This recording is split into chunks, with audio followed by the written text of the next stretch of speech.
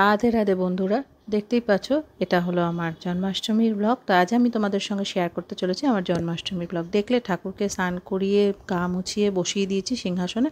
এবার আমি ঠাকুরের ভোগ করব। আর ভোগে কি কি আছে দেখো। প্রথমে আমি সুজি বানিয়ে নেব, তার জন্য চিনি, সুজি, এলাচ, তেজপাতা, দুধ সব কিছু রেডি করে নিয়েছি আগে থেকে। আর এখানে সব ঠাকুরের বাসন কোসন ধুয়ে রেডি করে নিয়েছি। আমি আবার এই কাঁসার বাসনপত্রে ঠাকুরকে খেতে দিতে, ঠাকুরের কাজ করতে একটু বেশি ভালোবাসি, সেই জন্য আমি এই সমস্ত গুছিয়ে টুছিয়ে সুন্দর করে নিয়েছি। এখন আমার ইন্ডাকশানে আমি কড়াই চাপিয়ে দিয়েছি। এটা আমার একদম ঠাকুরের জন্য আলাদা করে আমি সেট আপটা করেছি। প্রথমেই ঠাকুরের নাম নিয়ে প্রণাম করে আমি শুরু করব। কড়াইতে দিয়ে দেবো ঘি। আর আমি মনে করি ভোগের রান্নায় তেল তো ব্যবহার করতেই হবে, অত ঘি তো আর কেউ ব্যবহার করতে পারে না। তবে সব কিছুতেই একটু ঘি আর দুধের ব্যবহারটা আমার মনে হয় ভোগের মাত্রাটা, ভোগের যে একটা গন্ধ সুন্দর, সেটার মাত্রাটা অনেক বেশি ভালো করে তোলে। তো সেই জন্য ঘিয়ের মধ্যে তেজপাতা দিয়ে এবার সুজি দিয়ে আমি সুন্দর করে ভেজে নেব হালকা হালকা করে। পুরোটাই আমি ঘিয়ে করব। আর দুধ দেবো, জল আমি কোনো একদমই ব্যবহার করব না। মোহনভোগ তো এটা, ঠাকুরের মোহনভোগ বলে এটাকে। এটার সঙ্গে লুচি করব আর মালপোয়া করব। আমার একার পক্ষে খুব একটা বেশি কিছু করা সম্ভব হয়নি। যতটুকু করেছি ততটুকুই তোমাদের সঙ্গে শেয়ার করছি। দেখতে থাকো বন্ধুরা।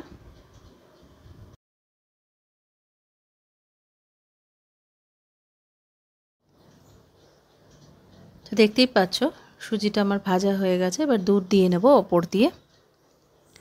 তো এই নিয়ে আমি 3 বছর জন্মাষ্টমী পূজা করছি, কিন্তু এর আগে আমি ঠাকুরকে নিজের হাতে করে ভোগ কখনো নিবেদন করতে পারিনি। তো এবার সেই সুযোগটা আমাকে ভগবান করে দিয়েছে, ভগবান শ্রীকৃষ্ণ করে দিয়েছে। তো তার ইচ্ছে অনুযায়ী আমি আজকে তার ভোগের রান্না করছি। খুব বেশি হয়তো কিছু আয়োজন করতে পারিনি, তবে যতটুকু করেছি ততটুকুই ঠাকুরকে নিবেদন করেছি। তো দেখলে আমার মোহনভোগ তৈরি হয়ে গেছে। ওপর দিয়ে কাজু, কিশমিশ, এলাচ গুঁড়ো দিয়ে রেডি করে নিয়েছি। এবার আমি মালপোয়ার জন্য ময়দা, চিনি, সুজি, একটু কাজু কিশমিশ দিয়েছি, আর এর মধ্যেও কিন্তু আমি একটু ঘি দিয়েছি। এবার দুধ দিলাম, পরিমাণ মতো দুধ দিয়ে ওপর দিয়ে জল দিয়ে গুলে নেব মালপোয়ার ব্যাটারটা। এরপরে আমি মালপোয়া তৈরি করে নেব ঠাকুরের জন্য। খুব ভালো লাগে জানো তো, ভগবানের কাজ করতে, ঠাকুরের কাজ করতে খুব ভালো লাগে। কিন্তু সেটা কখনো কখনো না একার পক্ষে খুব কঠিন হয়ে দাঁড়ায়। তো ঠাকুরের নাম নিয়ে ঠাকুরকে প্রণাম করে যেহেতু শুরু করেছি, শেষ তো আমি করবই। তো সেইভাবেই সেই ঠাকুরের ইচ্ছে মতোই চলছি এখন অবধি। দেখতেই পাচ্ছ মালপোয়াগুলো সুন্দর ফুলে ফুলে উঠেছে এবং কমপ্লিটও হয়ে গেছে। সবটা তোমাদের সঙ্গে আমি শেয়ার করলাম না। এবারে লুচি ময়দাটাও আমি মেখে নিয়েছিলাম। ময়দার মতো আমি ঘি দিয়ে, চিনি দিয়ে, ময়ম দিয়ে মেখে নিয়েছিলাম ভালো করে। তো এবার দেখো মালপোয়াগুলো সুন্দর মতো আমি রেডি করে নিয়েছি। আর এবার লুচিটাও আমি ভেজে তুলে নিলাম, দেখতেই পেলে। তো ঠাকুরের ভোগ আমার রেডি। এবারে আমি একদম নিবেদন করে দেব ঠাকুরকে ভোগ, সাজিয়ে গুছিয়ে সুন্দর করে।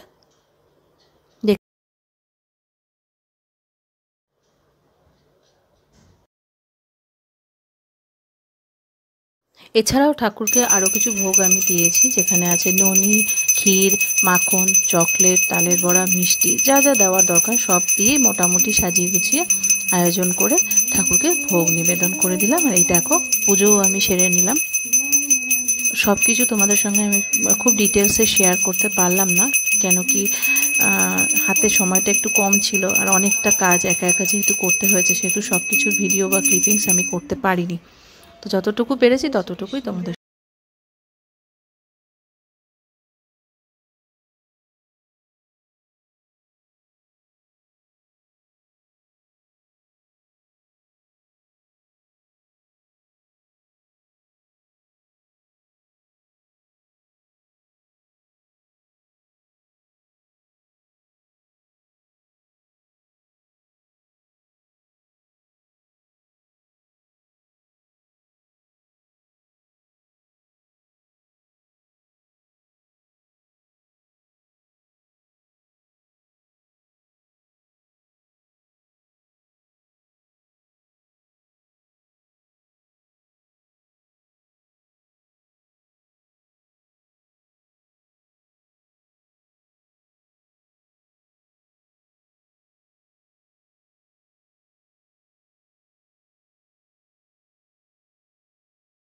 বন্ধুরা এইভাবে ছোটোখাটো আয়োজন করে আমি পুজোটা সম্পন্ন করলাম। এবার বিকেলের দিকে 5টার দিকে স্নান সেরে শুদ্ধ জামা কাপড়ে আমি চলে গেলাম শিলিগুড়ি ইস্কনে।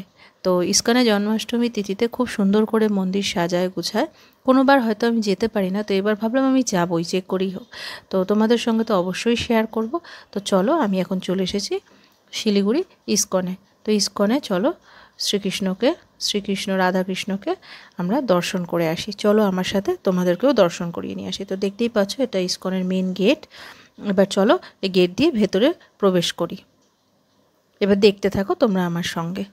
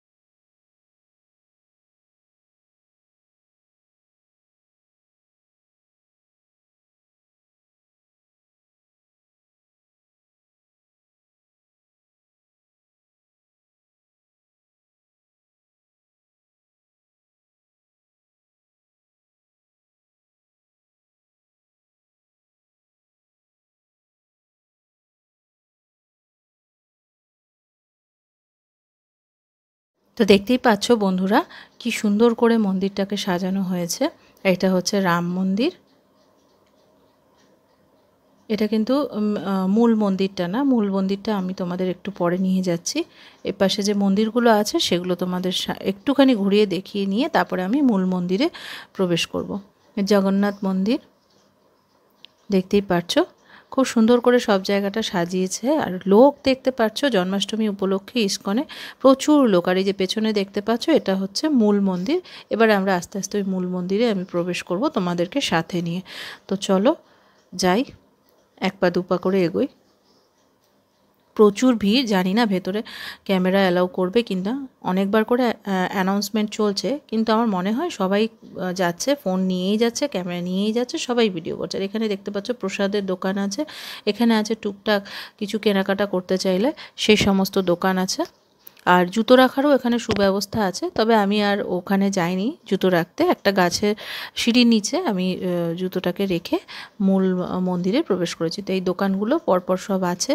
এখানে ঠাকুরের বই আছে, কৃষ্ণের ভগবদ গীতা আছে, সমস্ত কিছুই এখানে পাওয়া যায়। প্রসাদের দোকান আছে, তোমরা চাইলে প্রসাদ কিনে নিয়েও যেতে পারো। তো চলো আমরা এবার ওপর দিকে উঠি, মূল মন্দিরে প্রবেশ করি। চলো ভেতরটা তোমাদের সঙ্গে শেয়ার করি।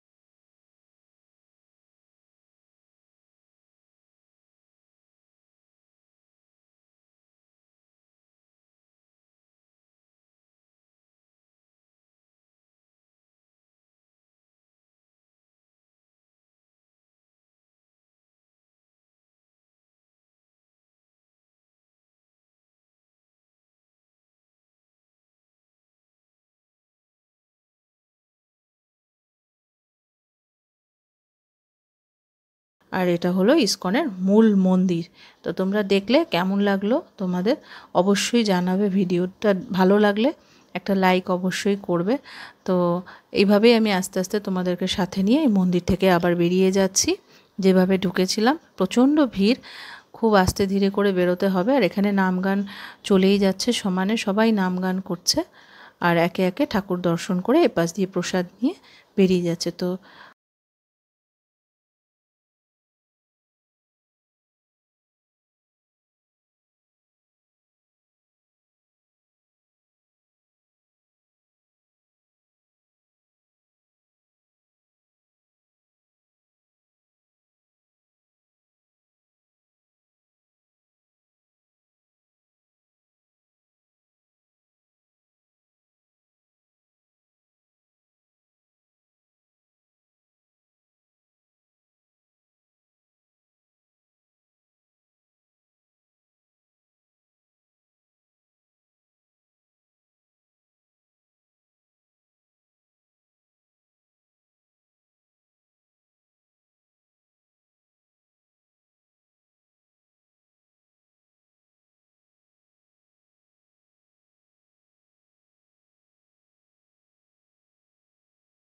দেখতে পাচ্ছ বাড়ি ফেরার পথে একজন বয়স্ক ভদ্রমহিলা রাস্তায় ধরে আমাকে তিলক লাগিয়ে দিল।